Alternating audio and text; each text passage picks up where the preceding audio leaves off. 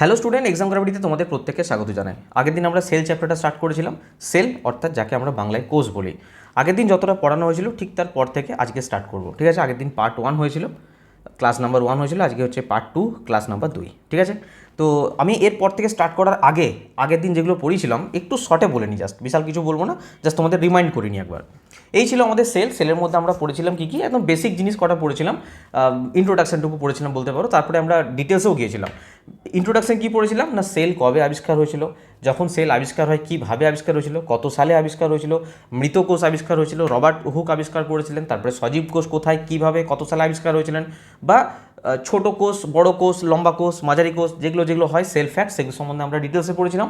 এবং সবথেকে গুরুত্বপূর্ণ যেটা আমরা পড়েছিলাম সেটা হচ্ছে যে কোষের যে চারটে পার্টে আমরা ভাগ করেছিলাম। 1 নম্বর পার্টে আমরা কি ভাগ করেছিলাম বলো? 1 নম্বর পার্টে আমরা কি ভাগ করেছিলাম না, কোষ প্রাচীর। 2 নম্বরে ভাগ করেছিলাম আমরা কোষ পর্দা।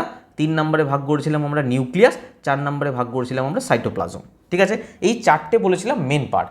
এই চারটে পার্টের মধ্যে আমরা মোটামুটি সব পার্টগুলো সম্বন্ধে একটু জেনেছিলাম, কিন্তু ডিটেলসে পড়েছিলাম। কোষ প্রাচীর সম্পর্কে ডিটেলসে পড়েছিলাম, এবং সেগুলো থেকে প্রিভিয়াস ইয়ার গ্রুপ ডি 2025-26 যেগুলো কোশ্চেন এসেছিলো সেগুলো আমরা পড়েছিলাম। এবং আমরা কোষ পর্দা সম্পর্কে ডিটেলসে জেনেছিলাম। এবং কোষ পর্দা যখন আমরা পড়ি সেখানে মেন ইম্পর্টেন্ট পার্ট পড়েছিলাম কি, ব্যাপন এবং অভিস্রবণ। ব্যাপন এবং অভিস্রবণ খুবই গুরুত্বপূর্ণ একটা টপিক ছিল, আমরা ভালো করে বুঝেছিলাম। এবং ব্যাপন অভিস্রবণকে কেন্দ্র করে আমরা হাইপারটনিক, হাইপোটনিক, আইসোটনিক এই জিনিসগুলোকে পড়েছিলাম, এবং সেগুলো থেকে প্রিভিয়াস ইয়ার কোশ্চেন করেছি।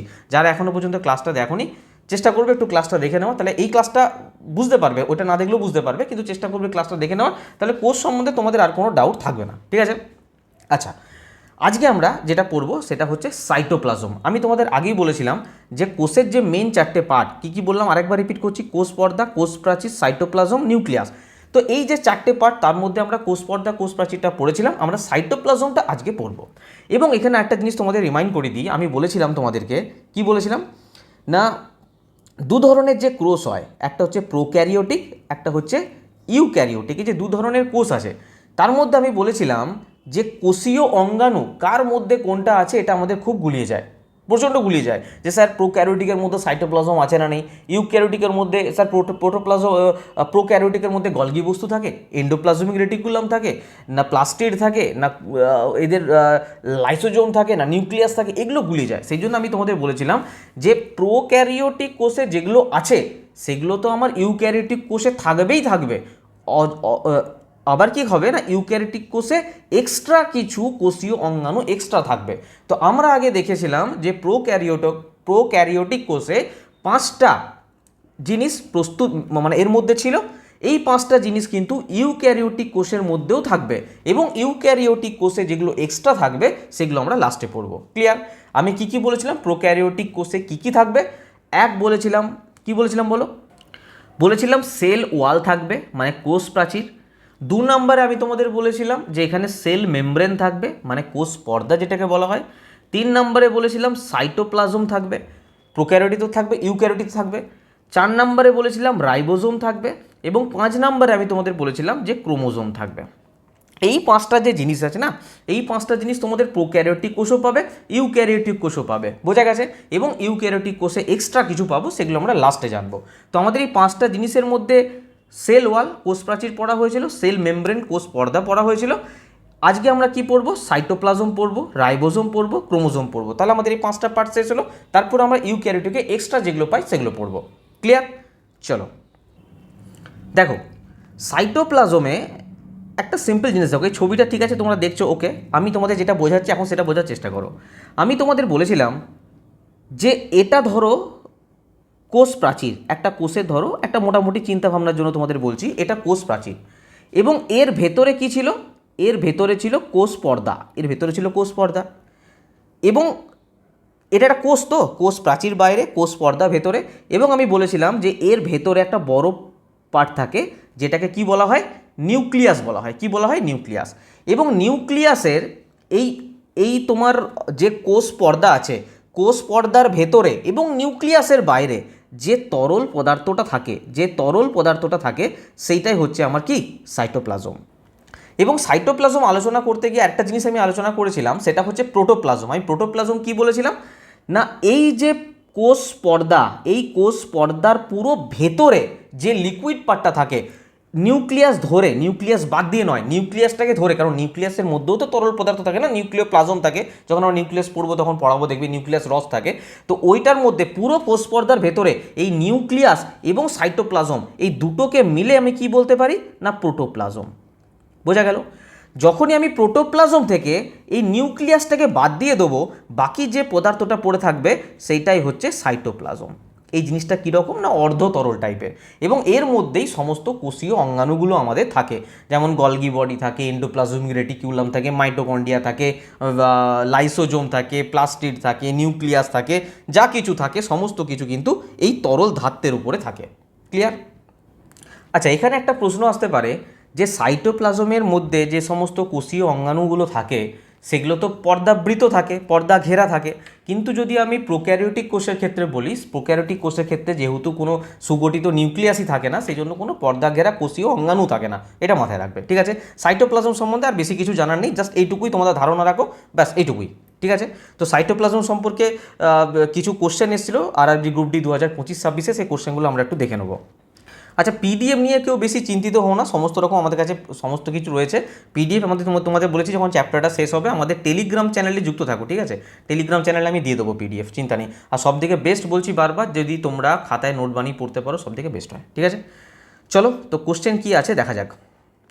আচ্ছা, আরও কিছু আছে, এগুলো তোমাদের দিয়ে দেবো, তোমরা পড়ে নেবে, কোনো অসুবিধা নেই। দেখো, ফার্স্ট কোশ্চেন 2025-26 গ্রুপ ডিতে আসা। দেখো বলছে 8/1/2026 আসা, থার্ড শিফটে, সাইটোপ্লাজম একটি জলীয় আধার বা ধাত্র দ্বারা গঠিত, তাকে কি বলা হয় বলো? দেখো, এই কোশ্চেনটা দেখে ভাবছো স্যার বিশাল টাফ কিছু কোশ্চেন। দেখো, টাফ কিছু কোশ্চেন নয়, আমি তোমাদের 4টে অপশন নিয়ে ব্যাখ্যা করে দিচ্ছি। সাইটোপ্লাজম একটা জলীয় আধার বা ধাত্র দ্বারা গঠিত, যেটাকে বলা হয় সাইটোসিল। সাইটোসিল হয়ে যাবে রাইট আনসার। সাইটোসিল কি আবার বলে দিচ্ছি, সাইটোপ্লাজমের মধ্যে যে লিকুইডটা থাকে, স্বচ্ছ জলীয় জেলির মতন যে অংশটা, যেগুলোর মধ্যে বাকি যে অঙ্গাণুগুলো ভাসমান অবস্থায় থাকে, ঠিক আছে, সেইটাকে বলা হয় সাইটোসোল। এটা মূলত কী দিয়ে তৈরি হয় না, এটার সঙ্গে সাইটোসোলের সঙ্গে কী কী থাকে দেখো, জল থাকে, খনিজ লবণ থাকে, জল, খনিজ লবণ আর বিভিন্ন ধরনের প্রোটিন টাইপের কিছু জিনিস থাকে। ঠিক আছে? তো এই দিয়ে সাইটোসল তৈরি। সাইটোসলের মধ্যে এই যে জলীয় আধারটা, যে দ্রবণটা, সেটাই সাইটোসল। যদি বলো স্যার কোমোপ্লাজমটা কি, কোমোপ্লাজম জেনে রাখো, যদিও কোশ্চেন আসবে না তাও বলে দিচ্ছি। কোমোপ্লাজম হচ্ছে, তোমরা যে নীলাভ সবুজ শৈবালের নাম শুনেছো, ওর বাইরে একটা পিগমেন্টযুক্ত একটা অংশ থাকে, রঞ্জকযুক্ত একটা অংশ থাকে, সেইটাকে বলা হয় কি ক্রোমোপ্লাজম বলা হয়। নিউক্লিওপ্লাজম কি, নিউক্লিয়াস যখন পড়াবো তখন বুঝতে পারবে, নিউক্লিয়াসের ভেতরে যে তরল অংশটা থাকে সেটাকে নিউক্লিওপ্লাজম বলা হয়। আর লাইসোজোমাল ফ্লুইড কি, লাইসোজোম একটা অঙ্গাণু, কিছুক্ষণ পর তোমাদের পড়াবো। লাইসোজোম নামক যে অঙ্গাণুটা থাকে তার ভেতরে না এনজাইম থাকে, পাচক রস থাকে, অ্যাকচুয়ালি সেটা তো প্রোটিনই। প্রোটিনটা কোথা থেকে আসে তোমরা জানতে পারবে। তোর ভেতরে থাকা যে পাচক রসটা, এনজাইমটা, সেইটাকে বলা হয় লাইসোজোমাল ফ্লুইড। ঠিক আছে? তো এখানে উত্তর হয়ে যাবে সাইটোসল। চলো নেক্সট কোশ্চেন দেখো। নেক্সট কোশ্চেন দিয়েছে, বলছে কোষের সাইটোপ্লাজম সম্পর্কে নিচের কোন উক্তিটি ভুল? প্রথমে উক্তিটি দিয়েছে সাইটোপ্লাজম হলো প্লাজমা পর্দার ভেতরে থাকা তরলপূর্ণ অঞ্চল। আচ্ছা, ঠিকই তো বলেছে, সাইটোপ্লাজম কি প্লাজমা পর্দার ভেতরে যে তরল অংশটা ছিল সেটাই তো সাইটোপ্লাজম আমরা বললাম, তো এটা তো সঠিক। আমাকে ভুলটা চেয়েছে, আচ্ছা এটা অ্যান্সার নয়। সাইটোপ্লাজমে অনেক কোষীয় অঙ্গাণু থাকে, একদম ঠিক, সাইটোপ্লাজমে প্রচুর কোষীয় অঙ্গাণু থাকে। আচ্ছা, 4 নম্বর অপশানটা দেখো, ইউক্যারিওটিক ও প্রোক্যারিওটিক উভয় কোষে সাইটোপ্লাজম থাকে, একদম ঠিক। আমরা দেখেছি ইউক্যারিওটিক প্রোক্যারিওটিক দুটো কোষে সাইটোপ্লাজম থাকে। তাহলে ভুল কোনটা? ভুল হচ্ছে এটা। উদ্ভিদ কোষে সাইটোপ্লাজম কোষ প্রাচীর এবং প্লাজমা পর্দার মাঝে থাকে। আরে কোষ প্রাচীর, ধরো এটা কোষ প্রাচীর আর এটা ধরো প্লাজমা পর্দা, এর মিডিলে কোনো দিন কি সাইটোপ্লাজম থাকতে পারে? তাহলে তো কোষ প্রাচীর দিয়ে তো বেরিয়ে যাবে, কারণ কোষ প্রাচীর তো একটা ভেদ্য, যে কোনো জিনিস আসতে যেতে পারে। তো আমার এই যে লিকুইডটা, সাইটোপ্লাজম লিকুইডটা কখনো থাকবে? এটা তো বেরিয়ে চলে আসবে। এটা প্লাজমা পর্দার ভেতরে থাকে নাকি, এটা ভুল সম্পূর্ণ। কোষ প্রাচীর এবং প্লাজমা পর্দার মাঝে কখনোই থাকতে পারে না। ঠিক আছে? কালকে বুঝিয়েছিলাম যে কেন থাকতে পারে না। এটা 10/2/2026 সেকেন্ড শিফটের প্রশ্ন, গ্রুপ ডিতে আসা। নেক্সট কোশ্চেন দেখো, নেক্সট কোশ্চেন বলছে কোষীয় অঙ্গাণুগুলো ড্যাশ নামক একটা জেলির মধ্যে ভাসমান অবস্থায় থাকে। আমরা সিম্পল কোশ্চেন, এটা সাইটোপ্লাজম আমরা জানি। আচ্ছা, এখানে আচ্ছা বাকি অপশানগুলো আলোচনা করবো না, কারণ যখন আমি পড়াবো তখন তোমাদের বুঝতে, তাও বলে দিচ্ছি। লুমেন জিনিসটা কি বলো তো, হোয়াট ইজ লুমেন? লুমেন কিছুই নয়, আমাদের এই যে সাইটোপ্লাজমের মধ্যে না কিছু অঙ্গাণু দেখতে পাবে, ঠিক আছে, নলাকার টাইপের অঙ্গাণু, নলাকার টাইপের, মানে ভেতরে ভেতরে না ফাঁপা জায়গা আছে। যেমন ধরো এন্ডোপ্লাজমিক রেটিকিউলাম পড়াবো, দেখবে ভেতরে না ফাঁপা জায়গা আছে, মানে জিনিস যাওয়ার মতন জায়গা থাকে, ফাঁপা জায়গা থাকে, ঠিক আছে। তো ওই নলাকার অঙ্গাণুর যে ভেতরের যে স্থানটা সেটাকে বলা হয় লুমেন, আর কিছু না। স্ট্রোমা কি বলতো? স্ট্রোমা হচ্ছে ওই ক্লোরোপ্লাস্টের তো নাম শুনেছো, ওই ক্লোরোপ্লাস্টের ভেতরে এক ধরনের লিকুইড পার্ট থাকে, সেটাকে স্ট্রোমা বলা হয়। নিউক্লিওপ্লাজম কি? নিউক্লিওপ্লাজম হচ্ছে ওই যে নিউক্লিয়াসের ভেতরে যে তরল পদার্থটা থাকে সেটাকে বলে নিউক্লিওপ্লাজম। তো এটার অ্যান্সার হয়ে যাবে সাইটোপ্লাজম, ঠিক আছে। এটা 6/2/2024 ফার্স্ট শিফট টেস্ট ছিল গ্রুপ ডিতে। নেক্সট কোশ্চেন দেখো, দেখো বলছে নিচের কোন বর্ণনাটি সাইটোপ্লাজমকে সবচেয়ে ভালো সংজ্ঞায়িত করে? প্লাজমা পর্দার বাইরে থাকা একটা শক্ত স্তর যা কোষকে সুরক্ষা দেয়, প্লাজমা পর্দার ভেতরে বাইরে সাইটোপ্লাজম থাকে না, তো এটা অ্যান্সার হবে না। ক্রোমাটিন আকারে উপস্থিত জিনগত মধ্যে না, কখনোই না। ক্রোমাটিন কি আমি পরে বলবো যখন জিন পড়াবো। প্লাজমা পর্দার ভেতরে থাকা তরল উপাদান যা কোষীয় অঙ্গাণু ধারণ করে, একদম সঠিক। 4 নম্বর কি? কোষের ভেতরে প্রোটিন পরিবহনের সঙ্গে জড়িত নলাকার নেটওয়ার্ক, একদমই না, নলাকার নেটওয়ার্ক এটা নয়, ঠিক আছে। তো C is the right answer. সেই জন্য বলে ডেপথে পড়তে হয়, যদি কনসেপ্ট না বোঝো না, এক একটা কোশ্চেন থাকে সেগুলো করা যায় না। নেক্সট কোশ্চেন দেখো, আর আমি না প্রত্যেকটা যেটা তোমাদের পড়াচ্ছি, যে অঙ্গাণুটা পড়াবো বা যে টপিকটা পড়াবো তারপরেই গ্রুপ ডি কোশ্চেনগুলো রেখেছি, যাতে তোমাদের মানে যেটা পড়লে সেটা কতটা বুঝতে পারলে সেটা তোমরা নিজেরাও বুঝতে পারবে। চলো তাহলে আমরা কী কী পার্ট পড়া হয়ে গেল আমাদের? আমি 5টা পার্টের কথা বলেছিলাম প্রোক্যারিওটিক কোষে। 1 নাম্বার ছিল আমাদের কোষ পর্দা, পড়া হয়ে গেছে। 2 নম্বরে কোষ প্রাচীর, পড়া হয়ে গেছে। 3 নম্বরে সাইটোপ্লাজম, পড়া হয়ে গেছে। 4 নম্বরে কি আছে? ক্রোমোজোম। আর 5 নম্বরে কি আছে? রাইবোজোম। তো আমরা এখন কি পড়বো? ক্রোমোজোম পার্টটা পড়বো, বোঝা গেল? এই 5টা পার্ট যখনই কমপ্লিট করে ফেলবো তখনই শুধু ইউক্যারিওটিক কোষের এক্সট্রা কিছু পার্ট পড়ে থাকবে। তো নেক্সট আমরা পড়বো কি? ক্রোমোজোম। আচ্ছা তোমাদের জানিয়ে রাখি যে আমাদের 2026-এর ম্যাথের এবং সায়েন্সের বই অ্যাভেলেবেল আছে, চাইলে অর্ডার করতে পারো। 2024-25-এ যত এক্সাম হয়েছে তার উপরে শিফট ওয়াইজ, এই যে এক্সামগুলো এখানে লেখা আছে দেখতে পাচ্ছ, শিফট ওয়াইজ পুরো বই অ্যাভেলেবেল আছে ম্যাথের এবং সায়েন্সের, ঠিক আছে। জাস্ট নেওয়ার জন্য আর 2016-22-এর যারা বই চাইছিলে বই কিন্তু আমাদের চলে এসেছে, জেনারেল সায়েন্সের ম্যাথামেটিক্স। এই বইগুলো চ্যাপ্টার ওয়াইজ, ওগুলো সব শিফট ওয়াইজ, এটা চ্যাপ্টার ওয়াইজ, ঠিক আছে। এই হোয়াটসঅ্যাপ নাম্বারটা আছে, সিম্পল হোয়াটসঅ্যাপ করবে, এখানে কিউআর কোডে পেমেন্ট করে স্ক্রিনশট দিয়ে বই অর্ডার করতে পারো, অথবা তোমরা এক্সাম গ্যারান্টি অ্যাপ্লিকেশন থেকেও বুক সেকশনে গিয়ে অর্ডার করতে পারো, ঠিক আছে। তো চলো নেক্সট আমরা কি পড়ব? ক্রোমোজোম। দেখো আগে ক্রোমোজোম জিনিসটা সম্পর্কে না একটা ধারণা নাও। প্রথম কথা হচ্ছে এই যে মিস্টার ক্রোমোজোম আছে না, এই ক্রোমোজোম কোথায় থাকে না? নিউক্লিয়াসের ভেতরে থাকে, ঠিক আছে। কোথায় থাকে? নিউক্লিয়াসের ভেতরে থাকে। আচ্ছা ক্রোমোজোম তৈরি কী দিয়ে? মনে রাখবে ডিএনএ প্লাস হিস্টোন প্রোটিন দিয়ে তৈরি। হিস্টোন প্রোটিন তোমাদের পরীক্ষায় যেটুকু দরকার আমি সেটুকু বলছি। এটার কাহানি বলতে গেলে বহুত কিছু বলতে পারি, ঠিক আছে। তো এগুলো জানার তোমাদের প্রয়োজন নেই। প্রোটিন কী, ক্ষারীয় কী, ডিএনএ কী, হ্যাড্ডাব্যাড্ডা এত কিছু জানার প্রয়োজন নেই। যেটুকু তোমাদের গ্রুপ ডিতে কোশ্চেন আসবে আর আমি যা পড়াচ্ছি তোমরা প্রিভিয়াস ইয়ার কোশ্চেন উঠি দেখে নেবে বা এখানেও করিয়ে দেবো, এর বাইরে কোশ্চেন যাবে না। তো বেশি অনেক কিছু হ্যাড্ডাব্যাড্ডা পড়তে যেও না, একদম বেঁচে পড়বে, ঠিক আছে। অনেকে বলছে হিস্টোন প্রোটিন কী, এই কী ওই কী, সে জানার দরকার নেই। নিউক্লিয়াস মনে রাখবে, নিউক্লিয়াসের ভেতরে ক্রোমোজোম থাকে। ডিএনএ এবং হিস্টোন প্রোটিন নিয়ে পরে আমাদের কি তৈরি হয় না? এই ক্রোমোজোম তৈরি হয়। ক্লিয়ার? স্যার ডিএনএ কি? ডিএনএ হচ্ছে ডিএনএ কীরকম বলবো জিনিসটা দেখো।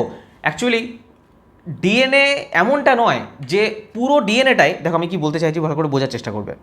সর্বপ্রথম ক্রোমোজোমটা ভাবো, ক্রোমোজোম হচ্ছে এরকম সুতোর মতন না অংশ, এরকম সুতোর মতন অংশ একটা, ঠিক আছে।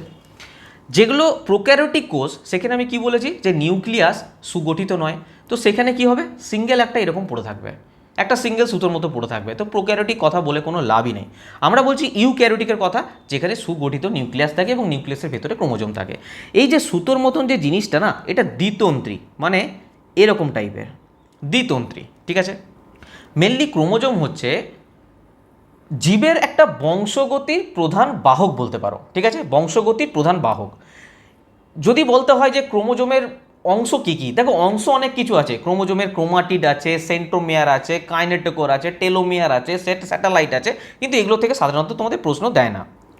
এই যে সুতোর মতন অংশগুলো না অন্য টাইমে কি হয় না সুসজ্জিতভাবে থাকে না, কিন্তু যখন কোষ বিভাজন হয়, যখন কোষ বিভাজিত হয় না, তখন এগুলো যখন ফাইনাল কোষ বিভাজন হবে তখন এরা কিন্তু খুব সুন্দরভাবে সজ্জিত অবস্থায় চলে আসে। মনে রাখবে এগুলো দ্বিতন্ত্রী, ডবল হেলিক্স। আর এখানে মনে রাখার মতন আছে, দেখো এই ডিএনএ যে পার্টটা না, এই ডিএনএটা কিন্তু মেনলি বংশ পরম্পরা, মানে একটা প্রজন্ম থেকে অপর প্রজন্মে যায়।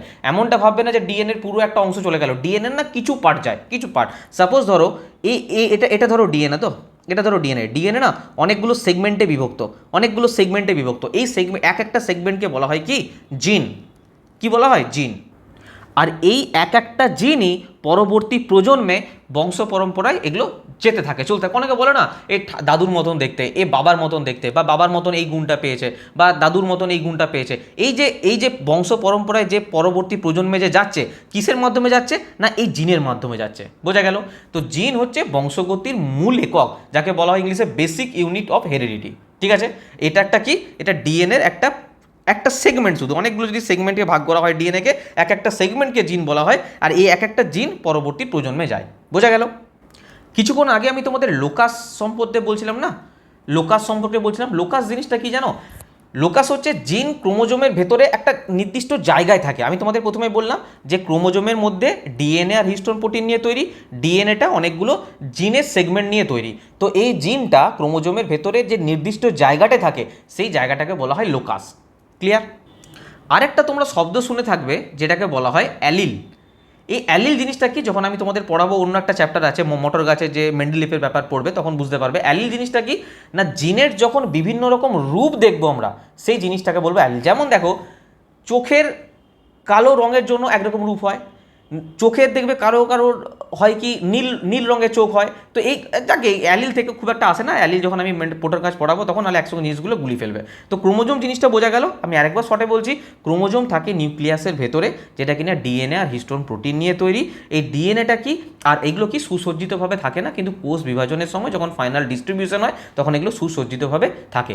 এটা মেনলি দ্বিতন্ত্রী ডবল হেলিক্স। এবং এই যে ডিএনএর যে অনেকগুলো ছোট ছোট সেগমেন্ট নিয়ে তৈরি, এক একটা সেগমেন্টকে জিন বলা হয়। আর এই ডিএনএর কিছু পার্ট, মানে কিছু অংশ জিন পরবর্তী প্রজন্মে যায়, যেটা কিনা ওই বললাম যে বেসিক ইউনিট অফ হেরিডিটি, বংশগতির মূল একক। এটাই পরবর্তী পিতা মাতা থেকে সন্তানের দেহে স্থানান্তরিত হতে থাকে। ক্লিয়ার? ক্রোমোজোমে এর থেকে বাইরে কিছু জানার প্রয়োজন নেই। ক্রোমোজোম সম্পর্কে এখানে যা কিছু লেখা আছে তোমাদেরকে আমি টোটাল সব কিছু দিয়ে দেবো। নেক্সট আমরা পড়বো ইম্পর্টেন্ট জিনিস, এন্ডোপ্লাজমীয় জালিকা। দেখো, একটা জিনিস তোমাদের আরেকবার রিপিট করে দিই, যে আমাদের কী কী হয়ে গেল, কোষ পর্দা হয়ে গেল, কোষ প্রাচীর হয়ে গেল, সাইটোপ্লাজম হয়ে গেল এবং ক্রোমোজোম হয়ে গেল। এই চারটে জিনিস। আর 5 নাম্বার কী পাওয়া যায় বলেছিলাম? রাইবোজোম। তাই তো? আমি রাইবোজোমটা পরবর্তীকালে পড়াবো, কারণ কিছু অংশ প্রথমে বুঝতে হবে, তারপর রাইবোজোমটা বুঝলে সুবিধা হবে, সেই জন্য রাইবোজোমটা আমি পরে পড়াবো। তাহলে আমাদের ইউক্যারিওটিক কোষের এই যে 5টা পার্টের মধ্যে আমরা 4টে পার্টের কথা কিন্তু জেনে ফেলেছি। এবার আমরা যে এক্সট্রা পার্টগুলো পড়বো, এই এক্সট্রা পার্টগুলো কিন্তু প্রোক্যারিওটিকে থাকবে না। আমি কি এখনো পর্যন্ত তোমাদের এন্ডোপ্লাজমিক রেটিকুলামের কথা বলিনি, তার মানে প্রোক্যারিওটিকে নেই। আমি কি তোমাদের গলগি বস্তুর কথা বলিনি, তার মানে প্রোক্যারিওটিকে নেই। আমি তোমাদের মাইটোকন্ড্রিয়া বলিনি, ভ্যাকুয়াল বলিনি, প্লাস্টিড বলেছি, লাইসোজোম বলেছি, কোষ অন্য কিছু বলেছি, যেগুলো বলিনি সেগুলো প্রোক্যারিওটিকে নেই। এবার যেগুলো বলবো সেগুলো কিন্তু ইউক্যারিওটিকেরই শুধু পার্ট, এগুলো প্রোক্যারিওটিকে থাকবে না। বোঝা গেল? যেমন হচ্ছে আমাদের পরবর্তী কি বললাম, এন্ডোপ্লাজমিক জালক একটা রাফ একটা ধারণা নাও, তারপর আমি তোমাদের লেখার মাধ্যমে বোঝাবো, সেটা পরের ব্যাপার, ভালো করে বুঝবে। দেখো, আমি এটা জুম করছি ছবিটা দেখানোর জন্য। দেখো, এখানে একটা জিনিস দেখতে পাচ্ছ তোমরা, এটা কি? এটা একটা নিউক্লিয়াস। আমি কি বলেছিলাম যে একটা কোষ থাকে, এই কোষের ভেতরে কি থাকে? নিউক্লিয়াস থাকে। এবং এই নিউক্লিয়াসের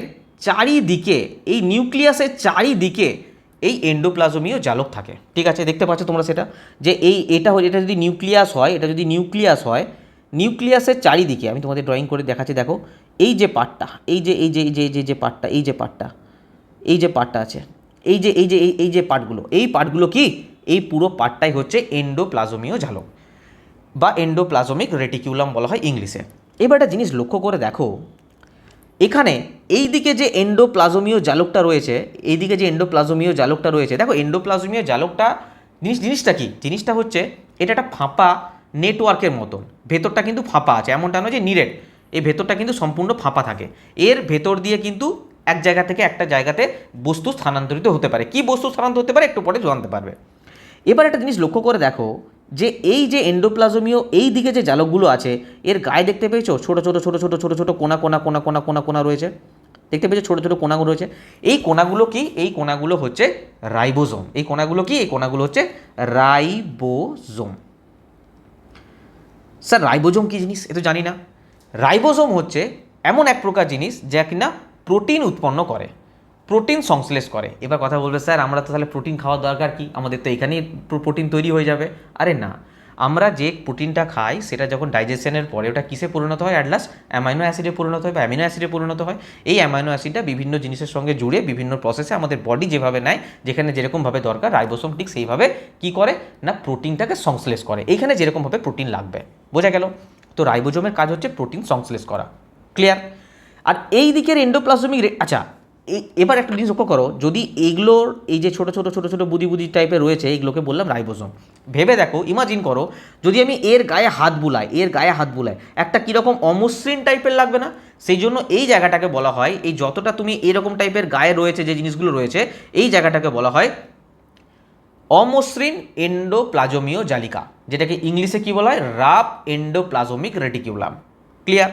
আর এই দিকে যে পার্টটা রয়েছে দেখো, আমি আলাদা কালার দিয়ে দেখাই, এই দিকে যে পার্টটা রয়েছে এটা দেখো স্মুথ। এর মধ্যে কি কোনো রকম কোনো কিছু রয়েছে? কোনো কিছু রয়েছে এর মধ্যে? না স্যার, এর মধ্যে কোনো কিছু নেই। তার মানে এটা কি স্মুথ? এটা হাত দিলে কোনো রকম কোনো রাফ টাইপের লাগবে না, অমসৃণ লাগবে না, এটা স্মুথ। সেই জন্য একে বলা হয় মসৃণ এন্ডোপ্লাজমিক রেটিকিউলাম। ইংলিশে বলা হয় কি? Smooth endoplasmic reticulum. আর এটাকে বলা হয় ইংলিশে রাফ এন্ডোপ্লাজমিক রেটিকিউলাম। ছবির মধ্যে সমস্ত কিছু রয়েছে, এগুলো দেখো না এখন, ঠিক আছে? গলগি কি, ভেসিকেল কি, কি লাইসোজোম কি পরে দেখবো, এগুলো এখন দেখার প্রয়োজন নেই। আচ্ছা, এর কাজ কি? স্যার এত কিছু হলো, এর কাজ কি? মেন কাজ দেখো, ধরো একটাই কোষের মধ্যে এই জায়গায় ধরো প্রোটিন উৎপন্ন হয়েছে, এই জায়গায় প্রোটিন উৎপন্ন হয়ে ধরো স্থানান্তর হয়ে এই জায়গায় কোনো প্রোটিন যাবে। প্রোটিনটা যাবে কিভাবে? প্রোটিনটা যাবে কিভাবে? প্রোটিনটা যাবে এন্ডোপ্লাজমিক রেটিকুলামের মাধ্যমে। এর ভেতরে না এটা ফাঁপা অংশ, তোমাদের বললাম না এর ভেতরে এটা ফাঁপা অংশ। তো এর ভেতরে পুরো প্রোটিনটা এক জায়গা থেকে অপর জায়গায় স্থানান্তরিত, এটা পুরো নেটওয়ার্কের মতন একটা জিনিস। এইখানে যদি কোনো প্রোটিন উৎপন্ন হয় এখানে যাবে, তো এন্ডোপ্লাজমিক রেটিকুলামের মাধ্যমে গেল। জিনিসটা বোঝা যাচ্ছে না? ধরো এটা এটা একটা পুরো কোষ, ঠিক আছে? পুরো কোষের মধ্যে ধরো এটা নিউক্লিয়াস, ধরো এই জায়গা থেকে অপর স্থানে যাবে, তো কিসের মাধ্যমে যাবে আমি বললাম? এই নেটওয়ার্কের মাধ্যমে, এন্ডোপ্লাজমিক রেটিকুলামের মাধ্যমে। স্যার প্রোটিন কোথায় উৎপন্ন হবে? আমি আগেই বললাম যে এই বডিতে যে রাইবোজোমগুলো আছে এই রাইবোজোমগুলো প্রোটিন উৎপন্ন করে। ক্লিয়ার? এবার তোমাদের মনে আসবে যে স্যার রাফ এন্ডোপ্লাজমিক রেটিকুলাম বা অমসৃণ এন্ডোপ্লাজমিক রেটিকুলাম যাই বলি না কেন, সে প্রোটিন সংশ্লেষ করে, প্রোটিন উৎপন্ন করে। বুঝলাম যে এক স্থান থেকে অপর স্থানে প্রোটিন যাচ্ছে, ঠিক আছে, কিন্তু স্যার এর কাজ কি? এর তো প্রোটিন কিছু উৎপন্ন হবে না, এর তো কোনো রকম কোনো মসৃণ এন্ডোপ্লাজমিক মুথ এন্ডোপ্লাজমিক রেটিকুলামেতে কোনো রাইবোজোম নেই, তাহলে এ কী করে? মনে রাখবে, এ যেটা করে সেটা হচ্ছে লিপিড উৎপন্ন করে। কি করে? লিপিড, লিপিড বা ফ্যাট যেটাকে বলো তোমরা, সেটা উৎপন্ন করে। ঠিক আছে? যখন এই ফ্যাট উৎপন্ন হবে এর ভেতর দিয়েও কিন্তু সেটা পরিবহন হবে, কারণ ভেতরটা পুরোটাই ফাঁপা অংশ। এবার প্রশ্ন হচ্ছে যে স্যার লিপিড উৎপন্ন করে, ঠিক আছে, এ প্রোটিন উৎপন্ন করে, ঠিক আছে, তো লিপিড প্রোটিন দিয়ে করবেটা কি? কোষের কাজ কি?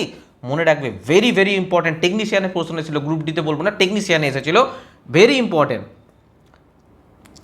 আমরা আগেই পড়েছি যে কোষ পর্দা কী দিয়ে তৈরি হয়? স্যার কোষ পর্দা তৈরি হয় প্রোটিন আর লিপিড দিয়ে। এখানে যে কোষ থাকে না, যে কোষ থাকে, কোষের যে পর্দাটা, এখান থেকে যে প্রোটিন উৎপন্ন হয় আর এই জায়গাটা থেকে যে লিপিড উৎপন্ন হয়, এই দুটো মিলে উৎপন্ন করে কোষ পর্দা। সেইটাকে ইংলিশে বলা হয় মেমব্রেন বায়োজেনেসিস। পরীক্ষায় এসেছিল, দেখে নেও, মেমব্রেন BRANE বায়োজেনেসিস, BIOGENESIS। ঠিক আছে? ইংলিশে এসেছিল মেমব্রেন বায়োজেনেসিস কি? 4টে অপশান দিয়েছিল। তো যারা পড়ে যাবে শুধুমাত্র ছোটো কোষ বড় কোষ এসব পড়ে যাবে, তারা কিন্তু কোনোভাবেই এইসব জিনিস জানতে পারবে না। এটা কিন্তু NCERT-তে আছে, সেই জন্য কোশ্চেন এসেছিল এবং গ্রুপ ডিতে আসার সম্ভাবনা প্রবল। এটাকে বলে মেমব্রেন বায়োজেনেসিস। কাকে বলা হয় না, কোষ পর্দা যে তৈরি হচ্ছে এই প্রোটিন আর লিপিড দিয়ে, সেই প্রসেসটাকে বলে মেমব্রেন বায়োজেনেসিস। আরেকটা গুরুত্বপূর্ণ তথ্য কি দেখো, এগুলো তো হলো।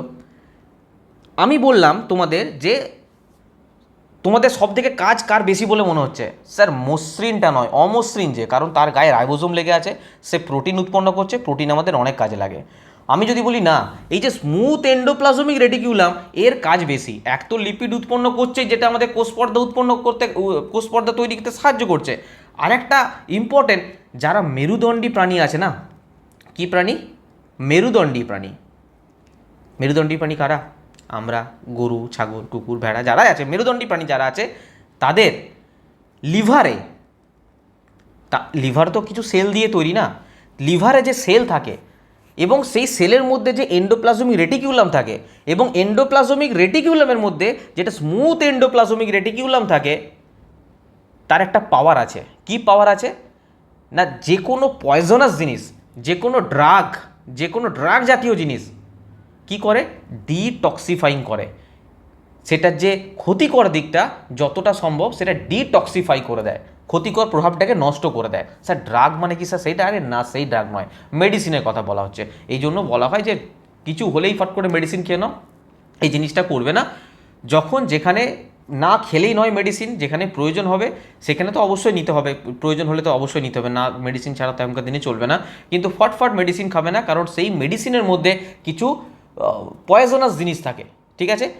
এনসিআরটি বলছে পয়জনাস জিনিস থাকে, সেটা কিন্তু তোমাদের কি করবে না, লিভার ক্ষতি করবে। এবং সেই লিভার যাতে ক্ষতি না করে, লিভারের মধ্যে যে সেল দিয়ে তৈরি, যে সেলের মধ্যে এন্ডোপ্লাজমিক রেটিকিউলাম আছে, এবং এন্ডোপ্লাজমিক রেটিকুলাম, কোন এন্ডোপ্লাজমিক রেটিকুলাম না, স্মুথ এন্ডোপ্লাজমিক রেটিকুলাম, মসৃণ এন্ডোপ্লাজমিক রেটিকুলাম, সে কি করে? এটাকে ডিটক্সিফাইং করে দেয়, ক্ষতিকর দিকটাকে কমিয়ে দেয়। বোঝা গেল? কাদের না, মেরুদণ্ডী প্রাণীদের। বোঝা গেল? এর বাইরে এন্ডোপ্লাজমিক রেটিকুলাম কিছু পড়ার দরকার পড়বে না, যা বলে দিলাম। এবার এন্ডোপ্লাজমিক রেটিকুলাম থেকে যে সমস্ত গ্রুপ ডি কোশ্চেন এসছে সেই কোশ্চেনগুলো আমরা দেখে নেব। নোট এখানে সমস্ত কিছু দেওয়া আছে, সো নো টেনশন, এন্ডোপ্লাজমিক রেটিকুলামে ডিটেলসে সব কিছু দেওয়া আছে। তোমাদের ছবিটা একবার দেখাই, দেখো এন্ডোপ্লাজমিক রেটিকুলাম দেখবে এই জায়গাটায় থাকে, তোমরা বুঝতে পারছো আশা করি, এতক্ষণ ছবির মাধ্যমে দেখালাম তোমাদের। এই যে এটা হচ্ছে নিউক্লিয়াস, ধরে এটা ধরো পুরো কোষটা, তো এটা পুরো কোষটা, এই পার্টটা নিউক্লিয়াস, এই দেখো দেখতে পেয়েছো, এই জায়গাটায় থাকে, এই জায়গাটায় থাকে, একদম একে ঘিরেই থাকে নিউক্লিয়াসের চারিদিকে, ঠিক আছে?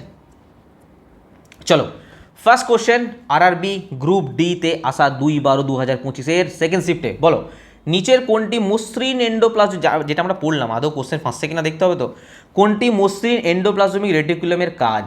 বলো, মসৃণের কথা বলেছি, প্রোটিন সংশ্লেষণ না স্যার, এটা তো অমসৃণের কাজ, যেটা রাফ এন্ডোপ্লাজমিক রেটিকুলাম। রাইবোসোম সংশোধন না, রাইবোসোমের সঙ্গে কোনো সম্পর্কই নেই।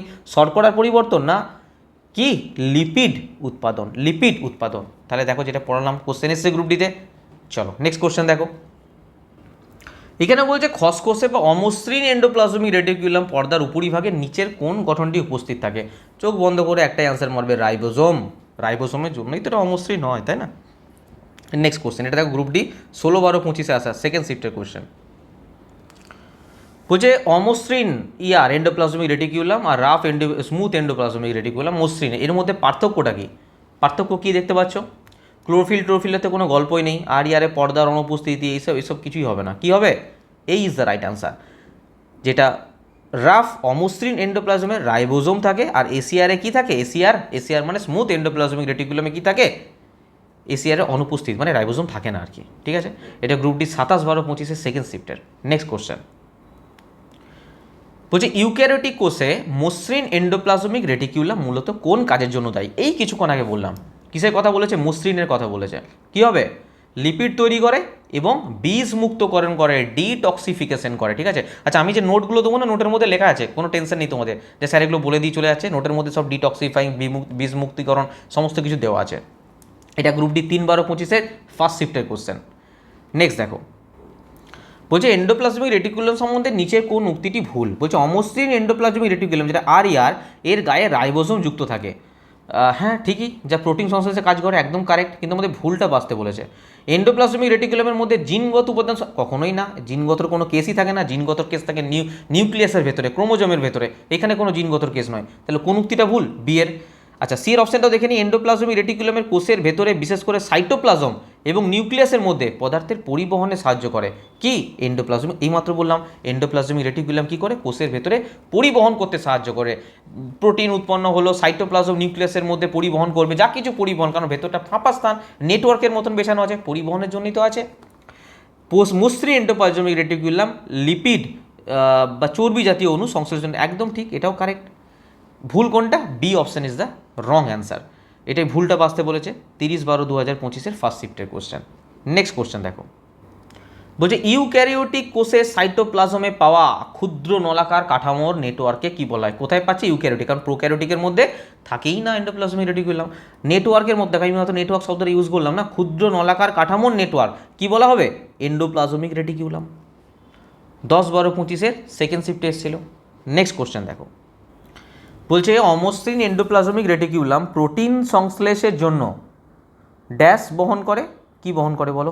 প্রোটিন সংশ্লেষের জন্য কি বলেছিলাম? অমসৃণের ক্ষেত্রে রাইবোজোম। দেখো রাইবোজোম কোথায়? দেখো রাইবোজোম। আর যেটা মসৃণ এন্ডোপ্লাজমিক রেটিকুলাম সে কি সংশ্লেষ করে বলো? সে লিপিড সংশ্লেষ করে। তাহলে B is the right answer.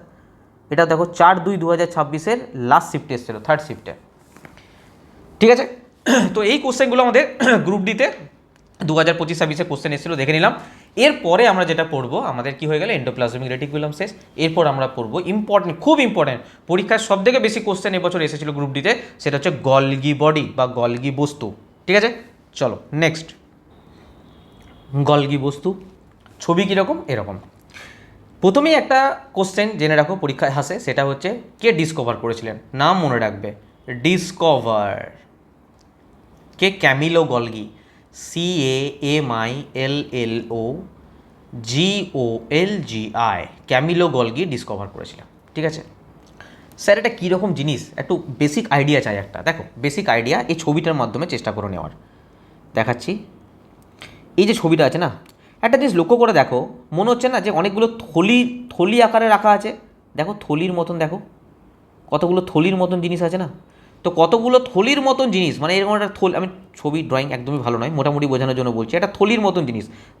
ধরো এ একটা থলি, এই একটা থলি, এই একটা থলি, এই একটা থলি, পরপর পরপর পরপর অনেকগুলো থলি সাজালে যেরকম দেখতে লাগে না, ঠিক সেরকম দেখতে। স্ট্যাক অফ ফ্ল্যাটেন স্যাক্স, এটাকে কি বলা হয়? স্যাক্সের মতন। স্যাক্স মানে কি? স্যাক মানে থলি। অনেকগুলো থলি যদি পরপর সাজানো হয় যেরকম দেখতে লাগে, গলগি বস্তু ঠিক সেরকমই দেখতে লাগে। এবার প্রশ্ন হচ্ছে, স্যার এর কাজ কি? এর কী কাজ? দেখো আমি তোমাদের কিছুক্ষণ আগে এন্ডোপ্লাজমিক রেটিকুলামের ক্ষেত্রে বললাম যে কোনো একটা কোষের ভেতরে, ধরো একটাই কোষ, মানে যে কোষে হচ্ছে সেই কোষের কথা বলছি, একটাই কোষের ভেতরে যদি এই জায়গায় প্রোটিন উৎপন্ন হয় বা যদি কোনো কিছুর প্রয়োজন হয়, প্রোটিন কেন, যে কোনো বস্তু প্রোটিন জাতীয়, এক স্থান থেকে অপর স্থানে যাওয়ার দরকার আছে, তো সেক্ষেত্রে কে সাহায্য করছে? না এন্ডোপ্লাজমিক রেটিকুলাম। আমরা বললাম যে নেটওয়ার্কের মতন বিস্তৃত আছে, এক স্থান থেকে অপর স্থানে ওর ভেতরে ভেতরে ভেতরে ভেতরে চলে যাচ্ছে। কিন্তু যদি প্রশ্ন হয় যে ধরো এই একটা কোষ আর এই একটা কোষ, এই কোষ থেকে ধরো এই কোষে যাওয়ার মতন যেতে হবে কোনো বস্তুকে, কোনো সাবস্টেন্সকে এই কোষ থেকে ওই কোষে যেতে হবে। এবার কি করবে? কারণ এন্ডোপ্লাজমিক রেটিকুলাম যেটা আছে সেটা তো এই কোষের মধ্যেই বিদ্যমান না, এর বাইরে তো নেই। আবার এই কোষে আলাদা আছে, আবার যদি আরেকটা কোষ থাকে এই কোষে আলাদা আছে, কিন্তু এই কোষ থেকে এই কোষে যাবে কি করে? তখন প্রয়োজন হয় এই গলগি বস্তুর, যেটাকে ইংলিশে বলা হয় গলগি অ্যাপারটাস। একটা জিনিস ভাবো না তোমরা, ধরো তোমাদের কাছে কিছু টাকা আছে, 2-10 টাকা আছে, তোমরা সিম্পল হাতে নিয়ে বেরিয়ে পড়ো। কিন্তু ধরো সাপোজ বললো যে ভাই তুই, ধরো আমার বর্ধমানে বাড়ি, পূর্ব বর্ধমানে, ধরো পূর্ব বর্ধমান থেকে আমি যাচ্ছি দিল্লি, আমার কাছে আছে ধরো 50 লাখ টাকা, তো আমাকে পূর্ব বর্ধমান থেকে দিল্লিতে পৌঁছাতে 50 লাখ টাকা, তো আমি হাতে নিয়ে চলে যাব? পসিবল না, চুরি হয়ে যেতে পারে। চুরি তো কি আমি না থাকতে পারি, আমি উদার হয়ে যেতে পারি 50 লাখ টাকার জন্য। তো সেই জন্য কি করতে হবে না, এই টাকাটাকে পুরো প্যাকেটিং করতে হবে, পুরো সলিডভাবে প্যাকেটিং করতে হবে, ভালো করে ব্যাগের মধ্যে ভরে প্যাকেট করে সুন্দরভাবে, যাতে ভিজে না যায়, চুরি না হয়ে যায়, একদম লকারে ফকারের চাবি তালা দিয়ে সুন্দরভাবে কিন্তু এখানে নিয়ে যেতে হবে। ঠিক সেই কাজটাই করে গলগি বস্তু। গলগি বস্তুর কাজ কি? ধরো এই কোষের মধ্যে, ধরো ভালো করে বুঝবে, এই কোষের মধ্যে যদি কনসেপ্ট বোঝো না, তাহলে তোমাদের কোথাও কোনো কোশ্চেনের সমস্যা হবে না। ঠিক আছে, কনসেপ্টটা বোঝো। এই কোষের মধ্যে কোনো একটা সাবস্টেন্সকে এই কোষের মধ্যে স্থানান্তর করব, তো এটা কি করতে হয়? প্যাকিং করতে হয়। কেন প্যাকিং করতে হয় না, কোষের অন্য কোনো সাবস্টেন্স যেন আবার এই কোষে না চলে যায়, বা এই কোষের কোনো সাবস্টেন্স আবার এই কোষে না চলে যায়, সেই জন্য কি করতে হয়? ভালো করে প্যাকিং করতে হয়। তো প্যাকিংয়ের কাজ, মডিফাইংয়ের কাজ, প্রোটিন এক জায়গা থেকে অপর জায়গায় প্রোটিন নিয়ে যাচ্ছ, এই সমস্ত কাজ এক কোষ থেকে অপর কোষে নিয়ে যায় এই মিস্টার গলগি বস্তু, এই গলগি অ্যাপারটাস। খুব গুরুত্বপূর্ণ কাজ। আচ্ছা স্যার আর কি কাজ আছে? আর একটা গুরুত্বপূর্ণ কাজ আছে, বুঝবে। ধরে নাও যে আমরা, ধরে নাও কি এটা সাধারণত হয়, আমরা ধরো কোনো কিছু শর্করা জাতীয় খাবার খেলাম, তো শর্করা জাতীয় খাবারটা যখন আমাদের ডাইজেস্ট হয় তখন কিসে পরিণত হয়? সিম্পল শর্করাতে, সরল শর্করাতে পরিণত হয়ে যায়। যে কার্বোহাইড্রেট জাতীয় খাবার খেলাম, কোনো কার্বোহাইড্রেট জাতীয় খাবার খেলাম, সরল শর্করায় পরিণত হয়ে গেল। সাপোজ ধরো আমাদের বডিতে কোনো প্রকারে কমপ্লেক্স জটিল শর্করার প্রয়োজন হলো, কমপ্লেক্স সুগারের প্রয়োজন হলো, কমপ্লেক্স সুগার, সেক্ষেত্রে কি করব? সেই ক্ষেত্রে এই গলগি বস্তু এগিয়ে আসে, ভাই আমি আছি, আমি কমপ্লেক্স সিম্পল সুগারকে, complex sugar may be made from simple sugar, যে সিম্পল সুগারকে সরল শর্করা থেকে আমি কমপ্লেক্স সুগারে আমি কনভার্ট করে দেবো, বডি যেরকম যা চাইছে। ঠিক আছে, এই কোশ্চেনটা কিন্তু গ্রুপ ডিতে এসেছিল। ক্লিয়ার? তাই এই ছিল তোমাদের গলগি বস্তুর কাজ, এর বাইরে আর কিছু পড়ার প্রয়োজন নেই তোমাদের। আচ্ছা, আর একটা গুরুত্বপূর্ণ কাজ একদম ভুলে গেছি, এক্সট্রিমলি সরি, সেটা হচ্ছে লাইসোজোম যে তৈরি হয় না, লাইসোজোম যে তৈরি হয়, এই লাইসোজোম তৈরিতে না কে সাহায্য করে জানো? এই গলগি বস্তু। পড়াবো যখন লাইসোজোম বুঝতে পারবে। এই গলগি বস্তু অ্যাকচুয়ালি ব্যাপারটা কি বলো তো, লাইসোজোমের মধ্যে কি থাকে বলো? লাইসোজোমের মধ্যে স্যার পাচক রস থাকে, এনজাইম থাকে। সেই এনজাইম মানে সব কিছু পাচিত করে দেবে, একদম নিজেকেও শেষ করে দেয়, আত্মঘাতী থলি বলে তোমরা জানো, লাইসোজোম পড়াবো একটু পরে দেখতে হবে। তো ভেতরে এনজাইম থাকে, এনজাইমটা কি স্যার? এনজাইমটা প্রোটিন, এনজাইমটা কিছুই নয়, প্রোটিন। ঠিক আছে, তো এই যে প্রোটিনটা এটা পাই কোথা থেকে? না গলগি বস্তু থেকে স্যার। এই মাত্র বললাম যে প্রোটিনও কিন্তু ও এক স্থান থেকে অপর স্থানে নিয়ে যাচ্ছে। তো মনে রাখবে গলগি বস্তুই এই লাইসোজোম ফরমেশনে, লাইসোজোম তৈরিতে সাহায্য করে। ক্লিয়ার? এর বাইরে আশা করি গ্রুপ ডিতে তোমরা প্রশ্ন দেখতে পাবে না। এরপর আমরা দেখবো যে গলগি বস্তু থেকে গ্রুপ ডিতে প্রশ্ন কী কী এসেছিলো, আমরা যেগুলো পড়লাম আদৌ কি সেই টাইপের কোশ্চেন আসছে না অন্য টাইপের আসছে দেখে নেবো। দেখো এখানে সমস্ত কিছু লেখা আছে, ঠিক আছে? ক্যামিলো গলগি 1898 সালে সাল টাল দিয়ে সমস্ত কিছু সুন্দরভাবে লেখা আছে। পনেরো তিনি বলেন যে গলগি বস্তুর কতগুলো পর্দাবিত চ্যাপ্টার থলি দ্বারা একটা ব্যাড আছে, তোমার পড়ে নেবে। ঠিক আছে, আচ্ছা একটা জিনিস বলা হয়নি, সিস্টারনিটা বলা হয়নি। এই যে এক একটা পরস্পরের সমান্তরালের থলিগুলো রয়েছে না, এই এক একটা থলিকে কি বলা হয় জানো? সিস্টারনি বলা হয়। যে বলছে যেখানে তন্ত্র বিশেষ, যেখানে থলিগুলো প্রায় পরস্পর সমান্তরাল থেকে তাকের ন্যায় সজ্জিত থাকে, এদেরকে বলা হয় সিস্টারনি। ঠিক আছে, আরও দেখো কিছু নোট আছে। ঠিক আছে, দেখো এখানে বলছে কি এন্ডোপ্লাজমীয় জালক সংলগ্ন অংশে, আচ্ছা এন্ডোপ্লাজমীয় জালক সংলগ্ন অংশে আমি তোমাদের ছবিটা দেখাই একবার, তাহলে তোমরা বুঝতে পারবে। একবার দেখে নাও ছবিটা, এখানেই ছিল। এই দেখো দেখো এই ছবিটা দেখো, এইটা লক্ষ্য করো, এইটা লক্ষ্য করো। দেখো এইখানে আমাদের নিউক্লিয়াসটা ছিল না, এই নিউক্লিয়াসটার এখানে দেখো এন্ডোপ্লাজমীয় জালক ছিল তো, আর এই জায়গাটায় দেখো গলগি বস্তু। ঠিক আছে, তাহলে এটা কার সংলগ্নে আছে? যদি কোশ্চেন আসে কার সংলগ্নে থাকে, না এন্ডোপ্লাজমীয় জালক সংলগ্নে, এখানেই থাকে। ঠিক আছে, একদম ছবির মাধ্যমে কনসেপ্ট বুঝিয়ে দিচ্ছি তোমাদের। দেখো এন্ডোপ্লাজমীয় জালক সংলগ্ন অংশে সংশ্লিষ্ট বস্তু এবং গলগি বস্তু প্যাকেটজাত হয়, গলগি বস্তুর মাধ্যমে কোষের ভেতরে বাইরে বিভিন্ন লক্ষ্যস্থলে টার্গেটে সরবরাহ করে। এই দেখো কিছু কিছু ক্ষেত্রে গলগি বস্তুতে সরল শর্করা থেকে জটিল শর্করা তৈরি হতে পারে, গলগি বস্তু লাইসোজোম সংশ্লেষে অংশগ্রহণ করে। এনসিআরটিতে লেখা আছে, বারবার বলছি এনসিআরটি এগুলো সব। ঠিক আছে, চলো দেখো গ্রুপ ডিতে কি কোশ্চেন এসেছিল না, গলগি গলগি অ্যাপারটাস চ্যাপ্টা এবং স্তূপকৃতি থলিগুলোকে কি বলা হয়? এই মাত্র পড়লাম, বলো কি বলা হয়? সিস্টারনি। এটা সিস্টারনি একবারে দিয়েছে, সিস্টারনি এভাবেও লেখা থাকে। ঠিক আছে, আচ্ছা বাকি অপশানগুলো বলছি না, বাকি অপশানগুলো এর সঙ্গে রিলেটেড নয়। যেমন বলে দিই, ক্রিস্টি কি? ক্রিস্টি হচ্ছে মাইটোকন্ড্রিয়া, পড়াবো দেখতে পাবে। মাইটোকন্ড্রিয়ার ভেতরে যে ভাঁজ হওয়া অংশটা সেটাকে ক্রিস্টি বলে, একটু পরে জানতে পারবে। থাইলাকয়েড কী জিনিস? থাইলাকয়েড হচ্ছে ক্লোরোপ্লাস্টের ভেতরে চ্যাপ্টা থলি থাকে।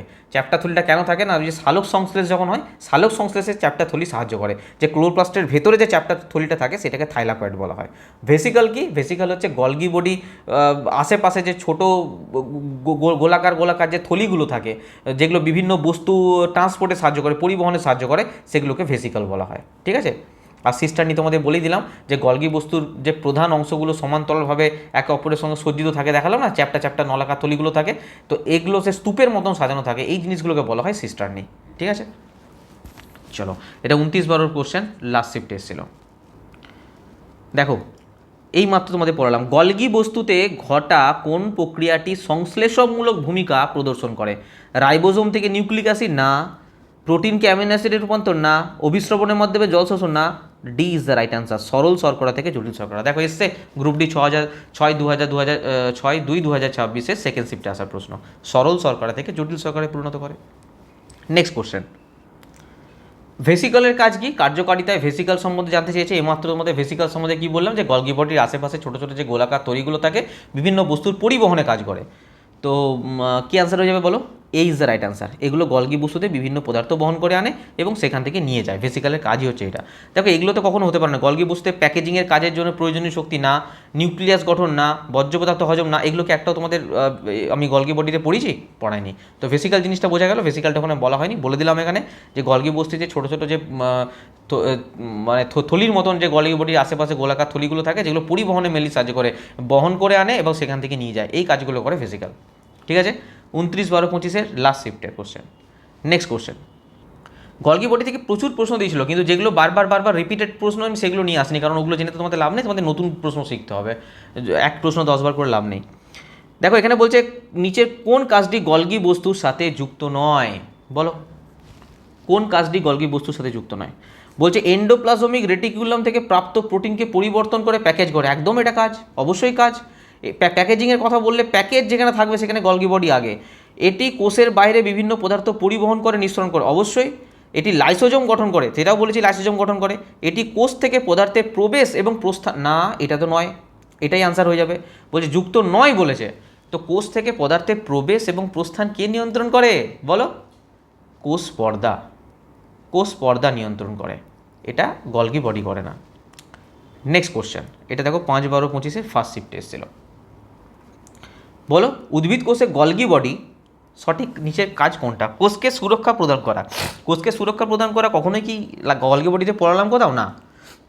লাইসোজোম গঠনে সহায়তা করে, একদম গলগি বডিতে লাইসোজোমের গঠনে সহায়তা করে। তারপর যে কোষের আকার বজায় রাখা, না। প্রোটিন সংশ্লেষ করে, না। আর প্রোটিন সংশ্লেষের সহায়তা কে করে? Endoplasmic reticulum. তার মধ্যে কে করে? না অমসৃণ এন্ডোপ্লাজমিক রেটিকুলাম, যেটার মধ্যে রাইবোজোম থাকে, সে প্রোটিন সংশ্লেষ করে, গলগি বডি করে না। তো লাইসোজোম গঠনে সহায়তা করে কে? Golgi body. 19/12/25 লাস্ট শিফটে এসেছে।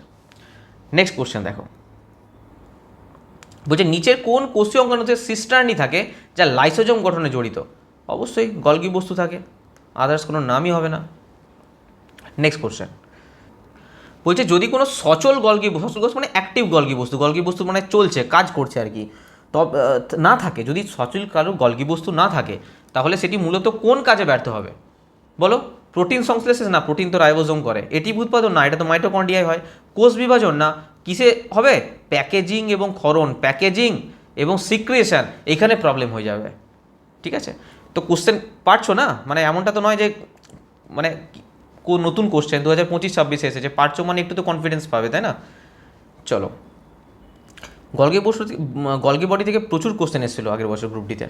দেখো নেক্সট কোশ্চেন বলছে গলগি বস্তু নিচের কোন অঙ্গাণুটির সাথে সম্পর্কিত? বলো কার সঙ্গে সম্পর্কিত গলগি বস্তু? এটা কিন্তু দারুণ প্রশ্ন দিয়েছে, ঘাবড়ে যাবে। মাইটোকন্ড্রিয়া তো দূর দূরান্তে নেই, বাদ দাও। নিউক্লিয়াসে নেই, প্লাস্টিডও নেই, অবশ্যই এন্ডোপ্লাজমিক। দেখো যদি কেউ ছবি দেখে ডিটেলস না পড়ে এই কোশ্চেনটা কিন্তু উত্তর দিতে পারবে না। এন্ডোপ্লাজমিক রেটিকুলামের সাথে, আমি তোমাদের ছবিতে দেখালাম না যে এন্ডোপ্লাজমিক রেটিকুলামের ঠিক গায়েই কিন্তু গলগি বস্তু থাকে, কারণ ওখানে যে জিনিসগুলো উৎপন্ন হয় ওটাই প্যাকেজিংয়ের মাধ্যমে অন্য জায়গায় স্থানান্তরিত হয়, গলগি বস্তুর কাজই ওটা। ঠিক আছে, তো এন্ডোপ্লাজমিক রেটিকুলামের সঙ্গে যুক্ত। দেখো 1/12/25 লাস্ট শিফটের কোশ্চেন, থার্ড শিফটের কোশ্চেন এটা। নেক্সট কোশ্চেন দেখো, এই মাত্র পড়ালাম নিউক্লিয়াসের কাছে ঘনভাবে রঞ্জিত জালিকা সদৃশ গঠন প্রথম কে লক্ষ্য করেছিলেন, যা এখন গলগি বডি নামে পরিচিত? কি নাম বলেছিলাম? Camilo Golgi. 30/12/25 থার্ড শিফটে আসা কোশ্চেন। ঠিক আছে, তো চলো আমাদের গলগি বডি যত কোশ্চেন ছিল এই বছরের যা যা এসেছিল 2025-26 গ্রুপ ডিতে আমরা কমপ্লিট করলাম। এরপর যেটা আমরা পড়বো খুবই গুরুত্বপূর্ণ একটা অঙ্গাণু, সেটা হচ্ছে লাইসোজোম। চলো নেক্সট পড়া যাক।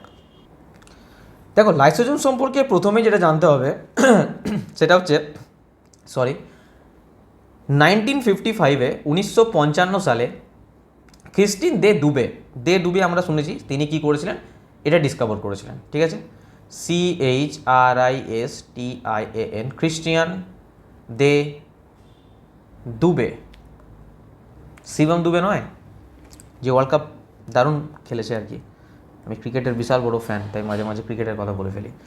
তো ক্রিস্টিয়ান দে দুবে ইনি 1955-এ এই লাইসোজোম আবিষ্কার করেছিলেন। ঠিক আছে, লাইসোজোম জিনিসটা কি না, একটা পর্দা মতো বেলুন দেখেছো, বেলুনের মধ্যে জল ভরে দিলে কীরকম হবে, ঠিক সেরকম একটা মেমব্রেন বাউন্ড করা থাকে, একটা পর্দা থাকে, পর্দা বলবো না, একটা, হ্যাঁ পর্দাই বলতে পারো, এরকম একটা জিনিস যার মধ্যে না এনজাইম থাকে যেটাকে বাংলায় বলা হয় উৎসেচক।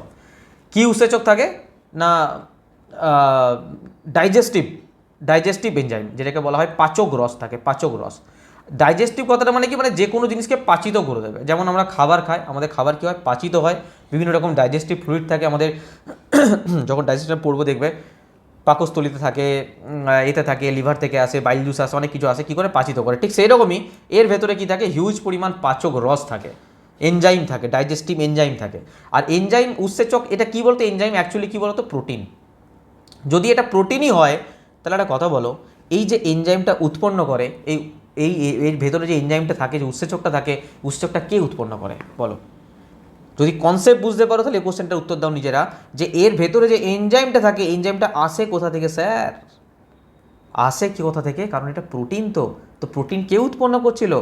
রাফ এন্ডোপ্লাজমিক রেটিকিউলাম, অমসৃণ এন্ডোপ্লাজমিক রেটিকিউলাম। তার গায়ে যে ছোটো ছোটো ছোটো ছোটো যে রাইবোজোমগুলো ছিল, তারা কি করছিল না, প্রোটিন সংশ্লেষ করছিল।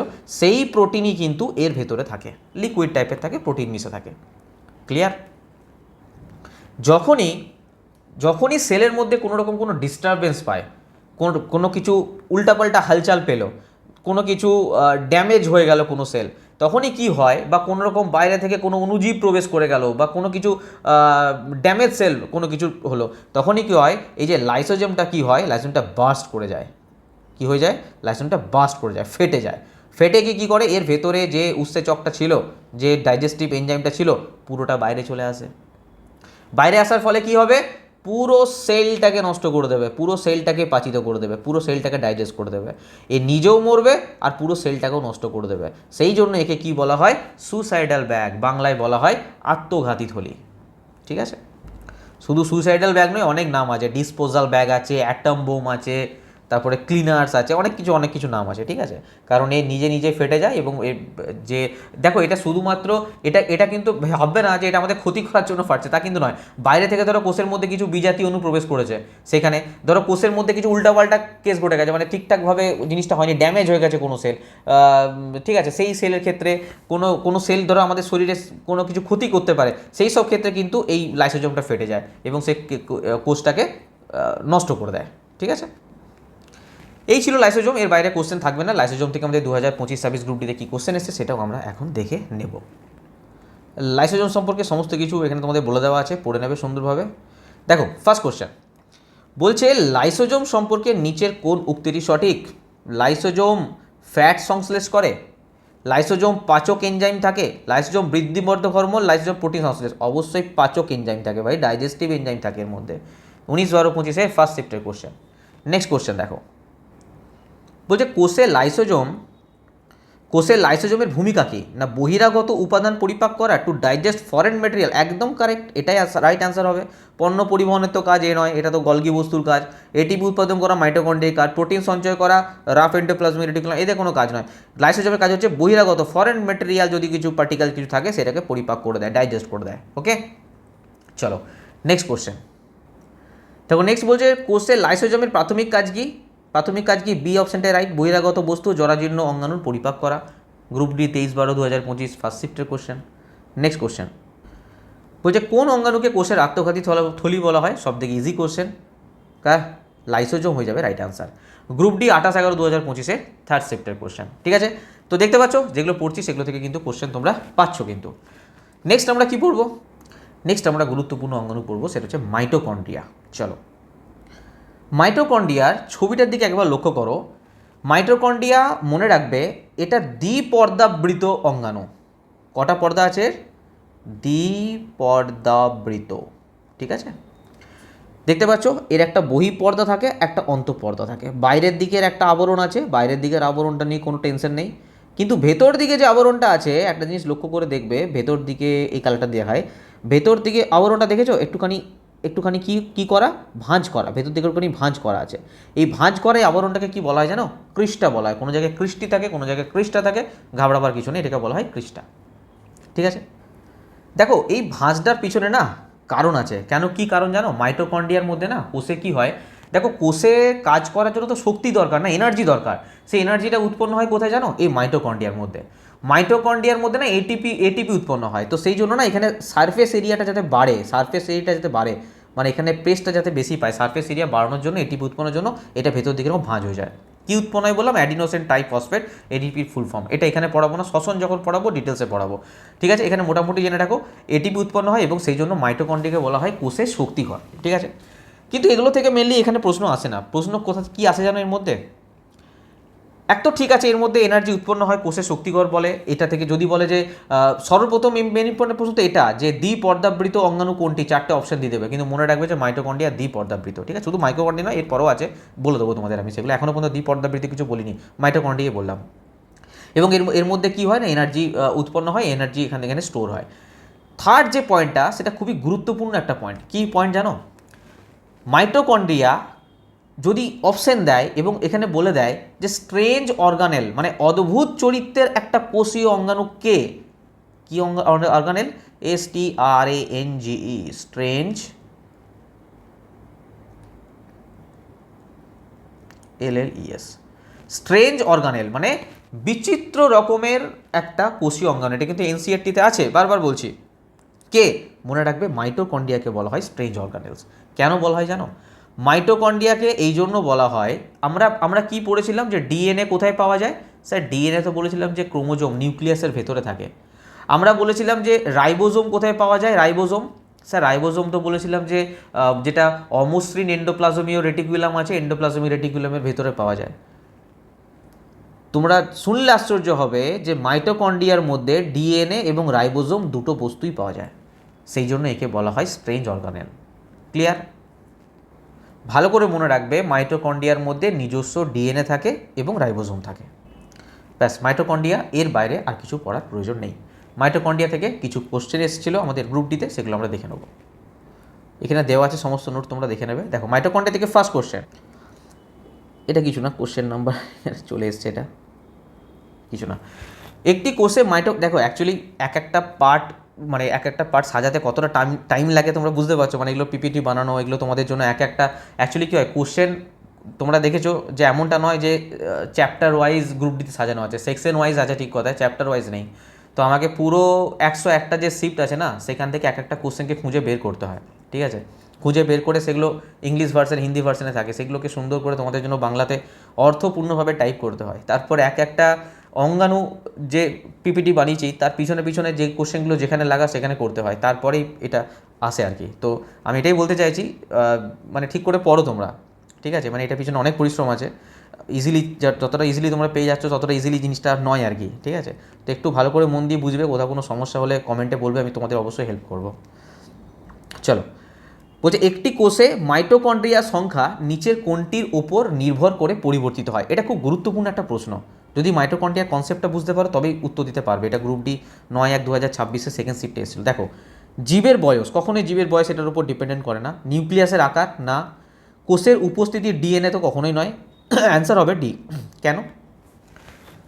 দেখো, আমি তোমাদের এই মাত্র বললাম যে কোষের শক্তিঘর কাকে বলা হয়? কোষের শক্তিঘর বলা হয় মাইটোকন্ড্রিয়াকে বলা হয় কোষের শক্তিঘর, কারণ এখানে এনার্জি উৎপন্ন হয় এটিপির মাধ্যমে, ঠিক আছে?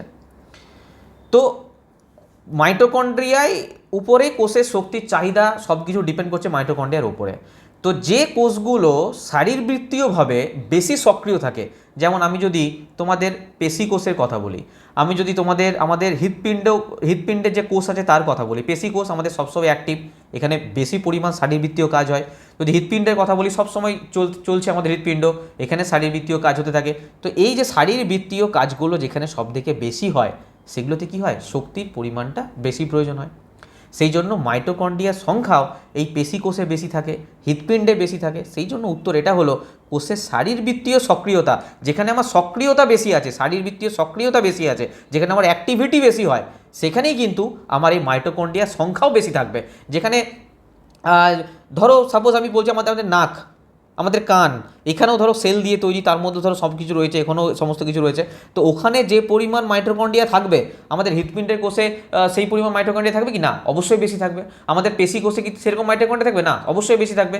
যেখানে যেখানে আমাদের শারীরবৃত্তীয় অ্যাক্টিভিটি বেশি হবে, সেখানে সেখানে মাইটোকন্ড্রিয়াও বেশি থাকবে, কারণ সেখানে আমার শক্তির প্রয়োজন বেশি, সেখানে শক্তি আমার বেশি প্রয়োজন, সেখানে শক্তি বেশি তৈরি করতে হবে। এটিপি যত বেশি মাইটোকন্ড্রিয়া থাকবে তত বেশি এটিপি অণু উৎপন্ন হবে এক একটা মাইটোকন্ড্রিয়ার মধ্যে। তো সেখানে বেশি পরিমাণে মাইটোকন্ড্রিয়ার সংখ্যা ডিপেন্ড করে কিসের ওপরে? কোষের শারীরবৃত্তীয় সক্রিয়তার ওপরে, ফিজিওলজিক্যাল অ্যাক্টিভিটির ওপরে। ঠিক আছে, ইম্পর্টেন্ট কোশ্চেন ছিল এটা। নেক্সট বলছে উদ্ভিদ কোষে মাইটোকন্ড্রিয়া সম্পর্কে নিচের কোন উক্তিটি সঠিক? উদ্ভিদ কোষে মাইটোকন্ড্রিয়ার নিজস্ব ডিএনএ নেই, সঠিকের কথা বলেছে না, এটা তো সঠিক নয়। মাইটোকন্ড্রিয়া তো ডিএনএ আছে। মাইটোকন্ড্রিয়া সালোক সংশ্লেষ সম্পন্ন করে, কখনোই না। মাইটোকন্ড্রিয়ার সঙ্গে সালোক সংশ্লেষের সম্পর্ক নেই, ভুল। মাইটোকন্ড্রিয়া একক পর্দা বিশিষ্ট আবরণ, না, আমরা এই মাত্র পড়লাম দ্বিপর্দা বিশিষ্ট, তাহলে সবগুলোই কিন্তু ঠিক হচ্ছে না। এই ডিএরটা একদম সঠিক। মাইটোকন্ড্রিয়ার অন্তঃপর্দাটি গভীরভাবে ভাঁজ করা থাকে, যেটাকে কি বলে বললাম? ক্রিস্টি বা ক্রিস্টা বলা হয়। আরআরবি গ্রুপ ডি 12/12/2025 ফার্স্ট শিফটে কোশ্চেন। নেক্সট কোশ্চেন দেখো, বলছে মাইটোকন্ড্রিয়া বিশেষ কারণে তাদের নিজস্ব ডিএনএ এবং রাইবোজোম আছে, এর ভিত্তিতে তারা কী করতে পারে বলো? বলছে তাদের নিজস্ব কিছু প্রোটিন তৈরি করতে পারে। রাইবোজোম যখন আছে তখন তো প্রোটিন তৈরি হওয়াটা স্বাভাবিক, তাই না? বলছে কোষের ভেতরে নিজে নিজে চলাফেরা করতে পারে, কখনোই না। উদ্ভিদের মতো সূর্যালোক ব্যবহার করে খাদ্য তৈরি করতে পারে, কখন? ডিএনএ রাইবোজোমের সঙ্গে সূর্যালোক ব্যবহার করে খাদ্য তৈরির কোনো সম্পর্ক নেই, চলাফেরার কোনো সম্পর্ক নেই। লাইসোজোমের মতো বিভিন্ন উপাদান পরিপাক করতে পারে, না, এর মধ্যে তো কোনো রকম ডাইজেস্টিভ এনজাইম নেই, তো পরিপাক করবে কোথা থেকে? তো এ ইজ দ্য রাইট অ্যান্সার। তাদের নিজস্ব কিছু প্রোটিন তৈরি করতে পারে রাইবোজোম থাকার জন্য। ঠিক আছে, তো গ্রুপ ডি 27/11/25 লাস্ট শিফটে কোশ্চেন এটা। নেক্সট কোশ্চেন দেখো, বলছে নিচের কোন কোষীয় অঙ্গাণুটি জীবন প্রক্রিয়ার জন্য অ্যাডিনোসিন ট্রাইফসফেট অণু নির্গত করে? এটিপির কথাই মাত্র বললাম, কী হবে? মাইটোকন্ড্রিয়া। মাইটোকন্ড্রিয়া অ্যাডিনোসিন ট্রাইফসফেট অণু উৎপন্ন করতে পারে। গ্রুপ ডি 4/12/2025 ফার্স্ট শিফটের কোশ্চেন। এরপর আমরা যেটা পড়ব সেটা হচ্ছে প্লাস্টিড। আচ্ছা, আজকে না এই পর্যন্তই রাখছি, ঠিক আছে? কারণ এর আজকে অ্যাকচুয়ালি দেখো এতক্ষণ আমাদের চ্যাপ্টারটা শেষ হয়ে যেত, কিন্তু আমি চাই না যে যেমনভাবে হোক শেষ করে দিতে, কারণ গ্রুপ ডি কোশ্চেন যেমন গলগি বডিতে অনেক কোশ্চেন ছিল, এন্ডোপ্লাজমিক রেটিকুলামে অনেক কোশ্চেন ছিল, তো আমরা অনেকগুলো এমসিকিউ টাইপের যেগুলো পিওয়াইকিউ কোশ্চেন করতে গিয়ে এতটা টাইম লাগুক অসুবিধা নেই, কিন্তু তোমাদের ভালো করে চ্যাপ্টারটা শেষ হচ্ছে, ঠিক আছে? হতে পারে আরেকটা ক্লাস এক্সট্রা হোক, কিন্তু নেক্সট ক্লাসে হয়তো পুরো চ্যাপ্টারটাই শেষ হয়ে যাবে, হয়তো না, অবশ্যই নেক্সট ক্লাসে শেষ হয়ে যাবে তোমাদের। তো আমি পরের ক্লাস থেকে কন্টিনিউ করবো। নেক্সট ক্লাস আমাদের আছে বাকি যে অঙ্গাণুগুলো রইলো আমাদের, আমরা আজকে গলগি বডি পড়লাম, এন্ডোপ্লাজমিক রেটিকুলাম পড়লাম, মাইটোকন্ড্রিয়া পড়লাম, লাইসোজোম পড়লাম। নেক্সট ক্লাসে আমরা প্লাস্টিড পড়বো, ভ্যাকিওল পড়বো, নিউক্লিয়াস সম্পর্কে জানবো, কোষ বিভাজন সম্পর্কে জানবো, তাদের যে প্রিভিয়াস ইয়ার কোশ্চেন এসেছিল সেই কোশ্চেন সম্পর্কে পড়বো ডিটেলসে। পরের ক্লাসে আমরা অবশ্যই চ্যাপ্টারটা শেষ করে দেবো, ঠিক আছে? তো একটাই কথা, তোমরা খুব ভালো করে রিভিশন দাও, খুব ভালো করে পড়ো, আর যদি ভালো লেগে থাকে পড়ানো অবশ্যই লাইক করো, শেয়ার করো, আর কি বলবো।